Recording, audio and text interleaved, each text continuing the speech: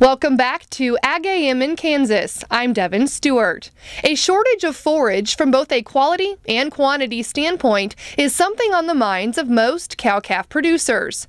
At a cow-calf seminar hosted by Kansas State University's College of Veterinary Medicine, K-State veterinarian Dr. Bob Larson talked to producers about supplementing cows on moderate to poor quality winter forage. We're here with Bob Larson, who just discussed supplementing cows and heifers on moderate to poor winter forage, which is something that we've been talking a lot about with the shortage of forage, especially from a quality standpoint.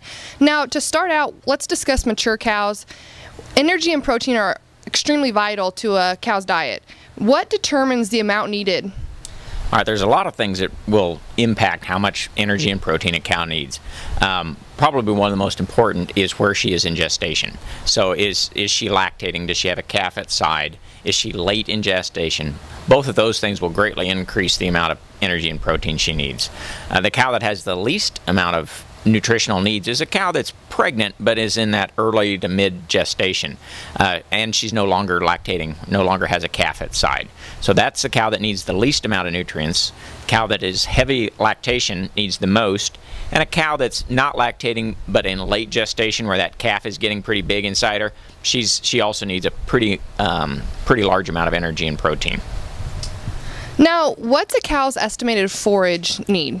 Okay, well, cows, one of the things that we struggle with is knowing exactly how much forage a cow is going to eat out there. So whether we're talking standing dormant forage or hay, either one, we don't know exactly how much she's going to eat. We start with an estimate of around 2%. I expect most cows to eat between 1.5% to 2.5% of their body weight. So although most cows are much more than 1,000 pounds, 1,000 pounds is easy to do the math. So anywhere between 15 to 25 pounds of intake for a 1,000-pound cow would be how much I'd expect her to eat of the forage.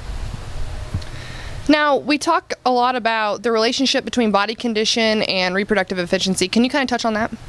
Yes, one of the things that we do know is that, well, reproduction is a luxury. So if a cow is thin, she may choose not to start cycling and be ready to have another calf. She needs to have the luxury of reproduction. Therefore, she needs to be in kind of a good body condition. So usually what we call a body condition score 5, out of a 9-point scale, about a 5, that cow will resume cycling about 50 days or so after she calves, that meets our goals in most herds.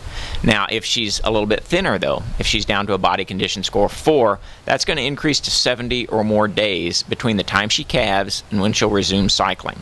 So we want to keep those cows in a good body condition score 5 or 6, so that she'll perform like we want her to as far as resume cycling and be ready to breed in a timely manner. Welcome back to Ag AM in Kansas. We are here with Dr. Bob Larson talking about supplementing mature cows on moderate to poor quality winter forage. Now, obviously, because of the shortage of forage, we have to look into some alternatives. What alternatives are you suggesting that producers use?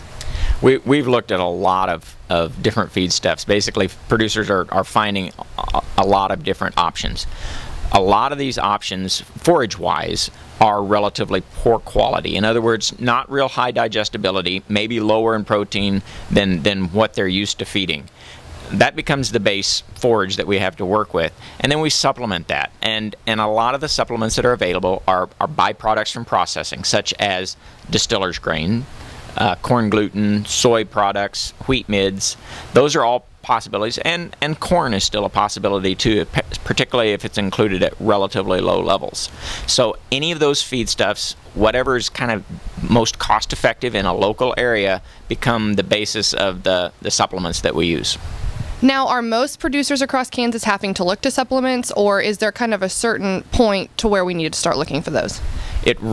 The amount of supplements that a particular herd needs really depends on the forage quality and quantity that's available. The better the quality that's available, the less supplement they will need. So if either they've gotten enough rain or enough good growing season that their forage quality and quantity is sufficient, they may need very little supplementation. Although, like I said, and as you know, we've run into a lot of situations where forage is very limiting, and So I guess the answer to the question is a lot of ranches right now are looking at supplementing poorer quality forages than they're used to. Now, you really stress that heifers are not cows and cows are not heifers, and besides the obvious points, what are the differences from a nutritional standpoint? The main reason that heifers are not cows is a cow is mature. She's no longer she's not gaining bone, she's not gaining muscle. We just need to keep her in the right body condition or body fat.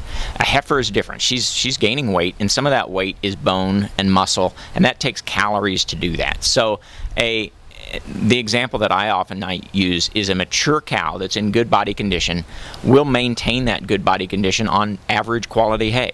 So average quality forage will be fine for a mature cow. But for a growing heifer, trying to get her to grow on forage alone, generally she will not meet our goals so that she's cycling and ready to be bred so she'll calve as a 2-year-old. With Ag AM in Kansas, I'm Devin Stewart.